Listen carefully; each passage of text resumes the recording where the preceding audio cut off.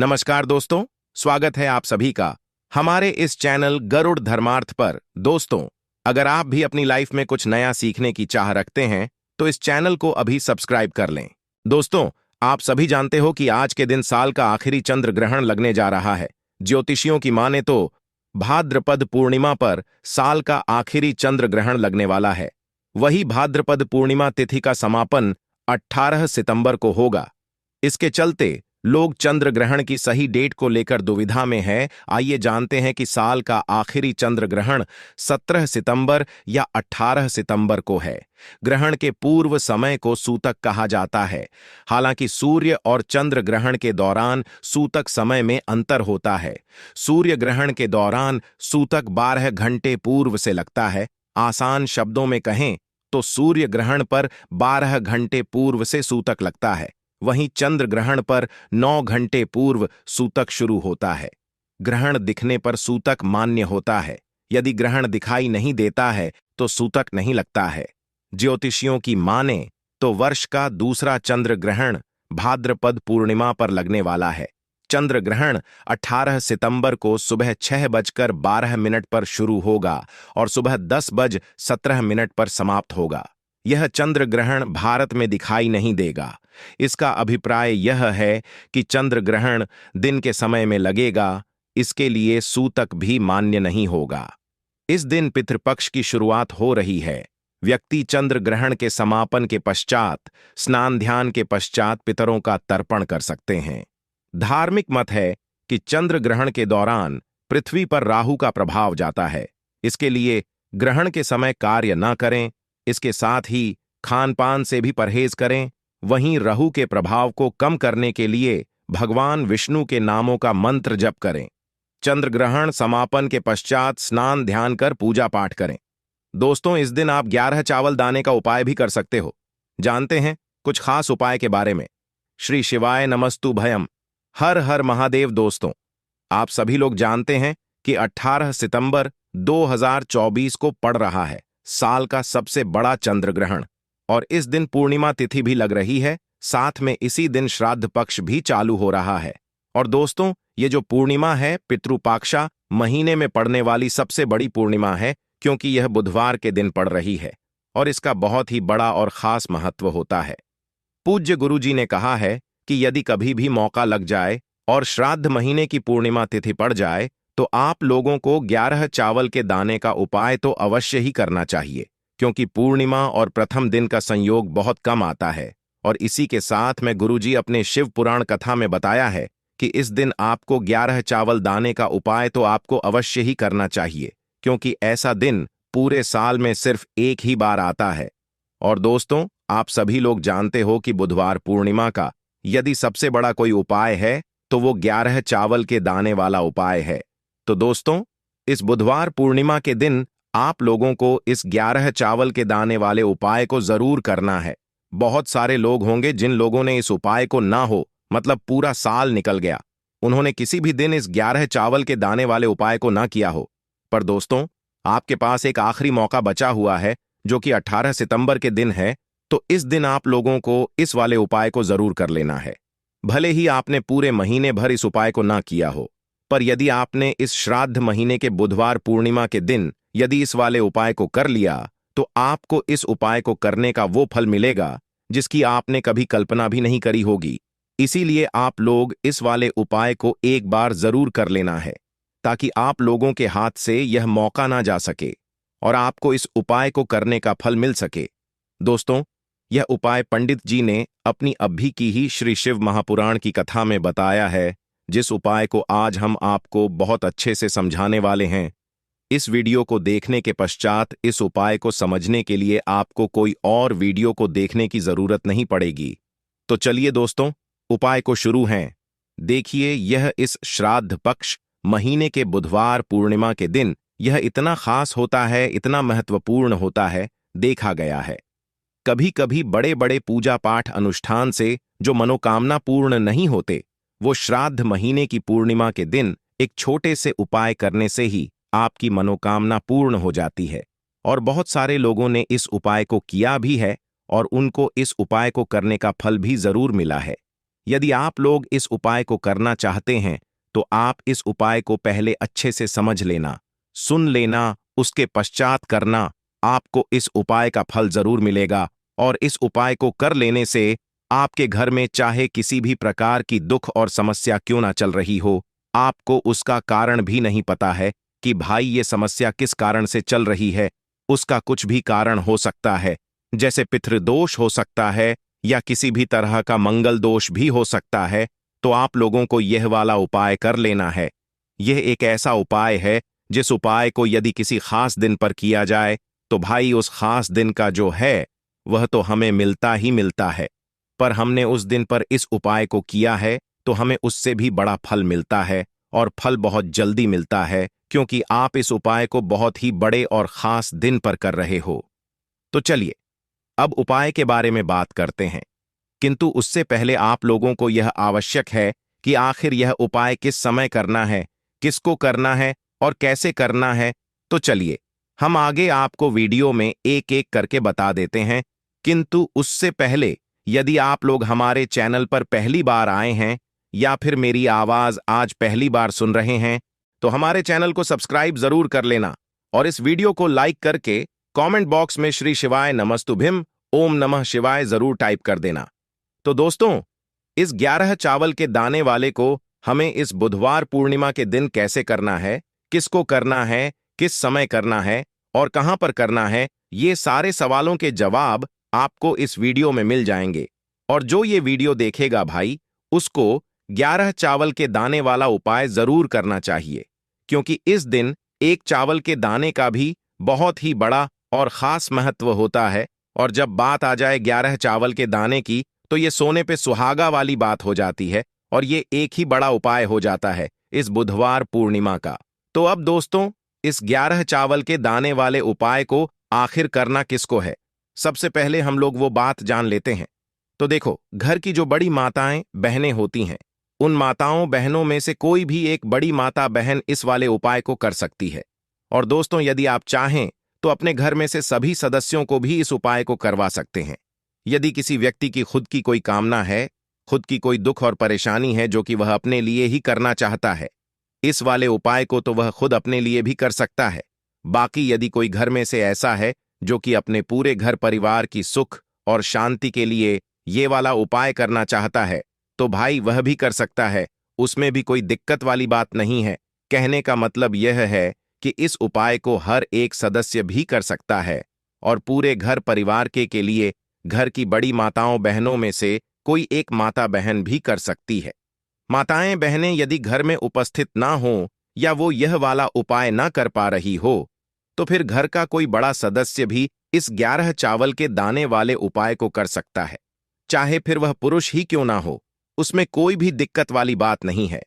अब दोस्तों, इस 11 चावल के दाने वाले उपाय को हमें करना कहां पर है? हमें इसे शिव जी के मंदिर में जाकर करना है। सारे लोग प्रश्न करते हैं, हर एक उपाय को करते समय क्या हम इस उपाय को घर पर कर सकते हैं? तो इस वाले उपाय को आप घर पर नहीं कर सकते हो। इस वाले उपाय को करने के लिए आपको शिव जी के मंदिर ही जाना पड़ेगा। उसके पश्चात में दोस्तों, जो अगला प्रश्न निकल कर आता है वो यह आता है इस उपाय को लेकर कि आखिर इस उपाय को हमें किस समय करना है, सुबह के समय करना है कि शाम के समय करना है। तो देखो, इस वाले उपाय को आप लोग सुबह के समय भी कर सकते हो और शाम के समय प्रदोष काल में भी कर सकते हो। अब यदि आप पूछो कि भाई सबसे उत्तम समय कौन सा रहेगा इस 11 चावल के दाने वाले उपाय को करने का, तो हम आपसे बस यही कहेंगे कि इस उपाय को आप सुबह के समय करेंगे तो ज्यादा बेहतर होगा। बाकी यदि प्रदोष काल शाम के समय भी करेंगे तो भी अच्छा होगा, उसमें कोई भी दिक्कत वाली बात नहीं है। तो अब दोस्तों, जो अगली सबसे बड़ी और महत्वपूर्ण बात आती है वो ये आती है कि सुबह यदि हम उपाय तो हमें कितने बजे से लेकर कितने बजे तक के बीच में करना है और शाम के समय प्रदोष काल में करेंगे तो हमें कितने बजे से लेकर कितने बजे के बीच में करना है। तो देखो, सुबह जितनी जल्दी हो सके आप उपाय को करने की कोशिश करना। बाकी यदि किसी कारणवश लेट भी हो जाओ, थोड़ी देर भी हो जाए तो 10 या 11 बजे तक भी आप उपाय कर लेना, पर 12 बजे से ज्यादा देरी ना हो, ठीक है? इस बात का ध्यान रखना। उसके पश्चात में दोस्तों, शाम के समय प्रदोष काल की बात करें। प्रदोष काल का जो समय है होता है वो शाम के 6 बजे से शुरू हो जाता है। मतलब शाम के 6 बजे से लेकर 7 बजे के बीच का जो समय होता है, ये समय प्रदोष काल का समय होता है। पर अभी जो मौसम चल रहा है, इस मौसम में जो है शाम बहुत देरी से होती है, तो आप इस उपाय को 7 या 8 बजे के बीच में भी कर सकते हो। मतलब शाम के 6 बजे से रात 8 बजे के बीच में आप कभी भी वाले उपाय को कर सकते हो, उसमें कोई भी दिक्कत वाली बात नहीं है। अब दोस्तों, यहां पर इस उपाय को लेकर एक और सबसे बड़ी बात ये निकल कर आती है कि इस 11 चावल के दानों को हमें लेना कहां से होता है, और हमें इस उपाय को करने के साथ में क्या और कुछ भी सामग्री ऐसी होती है जो शिवजी के मंदिर लेकर जानी है। तो देखो, यहां पर हम आपको बता दें। सबसे पहले आप लोग ये जान लो कि ये जो 11 चावल के दाने उपाय है, सिर्फ और सिर्फ आप उपाय की सामग्री लेकर कभी भी शिव जी के मंदिर मत जाना, क्योंकि हमें भगवान के सामने यह नहीं दर्शाना है कि यदि हम भगवान शिव जी के मंदिर आए हैं तो अपने फायदे के लिए आए हैं। तो इसीलिए जो भी पूजन सामग्री है, उपाय सामग्री है, 11 चावल के दाने, इसके साथ में आपको पूजन सामग्री भी जरूर लेकर जाना है। देखो, यदि सुबह के समय उपाय कर रहे हो तो सीधी सी बात है, 1 लोटा जल तो आप लेकर जाओगे ही। वही 1 लोटा जल यदि मिट्टी का जल हो तो बहुत अच्छा रहेगा। मिट्टी का जल कैसे बनाया जाता है, इसके लिए हमने पहले से बहुत सारी वीडियोस बना दी है। आपके पास इस दिन एक आखिरी मौका रहेगा मिट्टी का जल शिव जी पर चढ़ाने का और उपाय को करने का। बहुत बड़ा आपको इस दिन फल मिलेगा। तो इसलिए इस दिन हो सके तो भाई मिट्टी का जल चढ़ाना, तो अपने साथ में कम से कम 1 लोटा जल तो आपको लेकर जाना है। यदि मिट्टी का जल नहीं है तो घर का जल भी आप इस्तेमाल कर सकते हो।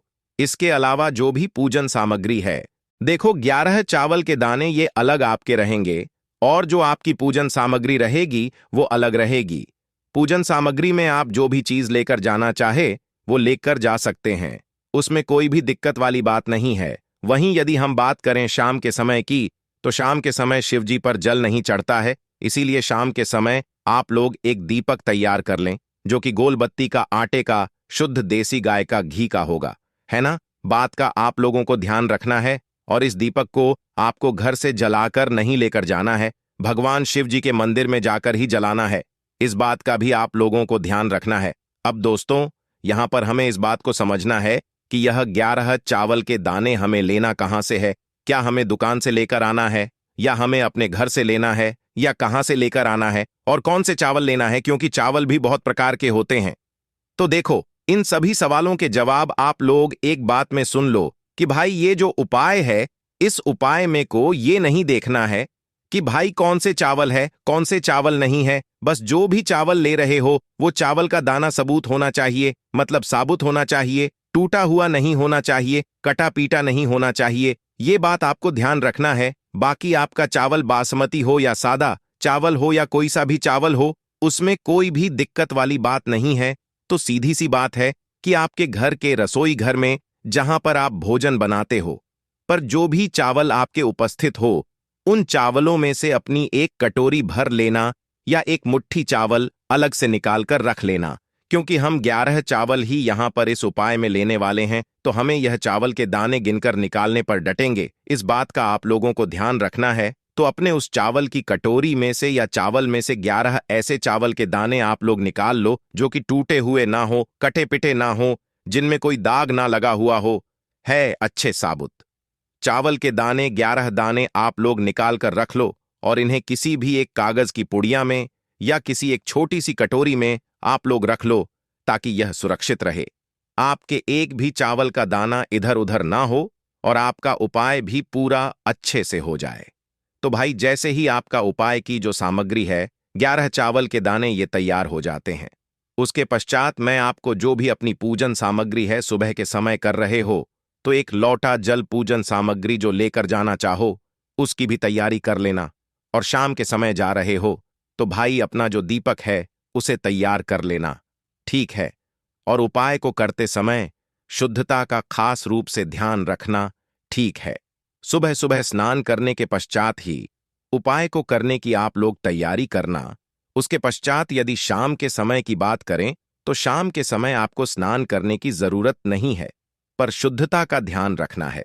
आपको स्नान करेंगे, आप हाथ मुंह धोकर भी इस वाले उपाय को शाम के समय प्रदोष काल में कर सकते हैं। इसमें कोई दिक्कत वाली बात नहीं है। तो आप अपने उपाय की पूरी सामग्री तैयार करके आपके पास ही जो आपका शिव मंदिर हो वहां पर पहुंच जाइए। सबसे पहले शिव मंदिर में जाकर आप लोगों को उपाय नहीं करना है। पहले भगवान के दर्शन करना है, भगवान से आशीर्वाद प्राप्त करना है, फिर शिवजी के शिवलिंग के पास में आना है। शिवलिंग के पास के पश्चात आप जो पूजन सामग्री लेकर आए हुए हैं, जैसे कि सुबह गए हुए होंगे तो एक लोटा जल और जो भी पूजन सामग्री लेकर आए हैं आप उनसे भगवान शिव जी की पूजन कीजिए। सबसे पहले तो एक लोटा जल ही चढ़ेगा, उसके पश्चात में आपकी पूजन सामग्री चढ़ेगी। उसके पश्चात में यदि दोस्तों शाम के समय यदि आप इस उपाय को कर रहे हो तो अपने साथ में कम से कम एक जो दीपक है गोल बाती का जो आप अपने साथ में लेकर गए हो, उस दीप को मंदिर में जाकर अपनी माचिस से जलाना है और उस दीपक को शिवलिंग के पास में रखना है। ठीक है, इस दीपक को रखने के पश्चात ही आप लोगों को अपना ये वाला उपाय शुरू करना है और दीपक को ज्यादा पास में मत रखना। वैसे भी गर्मी पड़ रही है, भगवान शिवजी को आंच नहीं लगनी चाहिए, है ना? तो भाई जैसे ही आपकी पूजा अर्चना हो जाती है, आप भगवान शिवजी को प्रसन्न कर लेते हैं। उसके पश्चात में शिवलिंग के पास ही में आप कहीं पर बैठ जाइए, सामने या आसपास जिस पर आपको बैठना हो वहां पर बैठ जाइए और अपने वह 11 चावल के दाने अपने सामने निकाल कर रख लीजिए, क्योंकि अब यहां पर उपाय को यहां पर करने की आपको तैयारी करना है। और इस तरीके से जब आप उपाय करेंगे, पूजन सामग्री करने के पश्चात, पूजन अर्चना करने के पश्चात, तो आपको उपाय का फल बहुत जल्दी और बहुत बढ़ा होकर मिलेगा। तो अपने 11 चावल के दाने अपने सामने निकाल कर रख लेना और यह जो उपाय है यह आपकी सीधे हाथ की हथेली से होगा, इसलिए इस बात का भी खास रूप से ध्यान रखना है। तो हाथ की हथेली का प्रयोग करके ही आप लोग अपना इस वाले उपाय को करना। अपने सामने जो भी आपके कागज की पुड्डियां हैं उसको खोलकर रख लो, या कटोरी है तो भाई उसे अपने सामने रख लो और अपने वह 11 चावल के दाने निकाल लो। ठीक है, उसके पश्चात में दोस्तों अब आपको क्या करना है कि शिवलिंग आपके सामने होगी, तो आपने वह 11 चावल के दाने एक एक करके आपको शिव जी के शिवलिंग के ऊपर चढ़ाना है। कहां पर चढ़ाना है? शिवलिंग के ऊपर चढ़ाना है और पर भी नहीं चढ़ाना है। आपको अपने हथेली से तो शिवलिंग के ऊपर चढ़ना है, भले ही फिर वो अपने आप जलाधारी पर गिर जाए या मतलब वहीं पर गिर जाए, उसमें कोई दिक्कत वाली बात नहीं है, पर आप चढ़ाओ शिवलिंग के ऊपर ही। तो आपको क्या करना है, अपना पहला चावल का दाना उठाना है, श्री शिवाय बोलना है और शिवलिंग पर चढ़ा देना है। इसी तरीके से दूसरा चावल का दाना उठा है, शिवलिंग पर चढ़ाना है और मंत्र बोल देना है, और फिर तीसरा चावल का दाना उठाना है, श्री शिवाय बोलना है और चढ़ा देना है।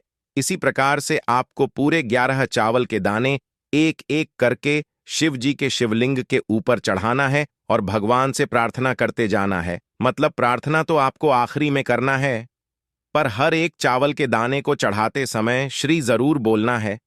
उसके पश्चात ही में यह चावल का दाना शिवलिंग के ऊपर आपको चढ़ाना है। जैसे ही आपके 11 चावल के दाने शिवलिंग के ऊपर जाते हैं, तो भाई उसके पश्चात में आपको क्या करना, भगवान से अपनी मनोकामना बोलना है।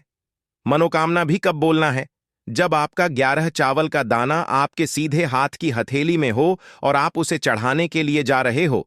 श्री शिवाय नमस्तुभयम बोलकर उस आखिरी चावल के दाने को शिवलिंग के ऊपर चढ़ा देना और भगवान से फिर अपनी वह मनोकामना बोल देना, जिस मनोकामना के लिए आप लोग अपना ये वाला उपाय कर रहे हो, जिस भी दुख और परेशानी के लिए आप लोग अपना ये वाला उपाय कर रहे हो, उसके में जैसे ही आप अपनी मनोकामना बोल देते हो, आपका ये वाला उपाय पूरा हो जाता है। पर दोस्तों, उपाय को करने के पश्चात आप लोगों को 2 मिनट भगवान शिव जी के मंत्र का जाप जरूर करना है और मंत्र का जाप करने के पश्चात भगवान से एक और बार प्रार्थना करना है अपनी मनोकामना के लिए या अपनी जो भी दुख और परेशानी है उसके लिए।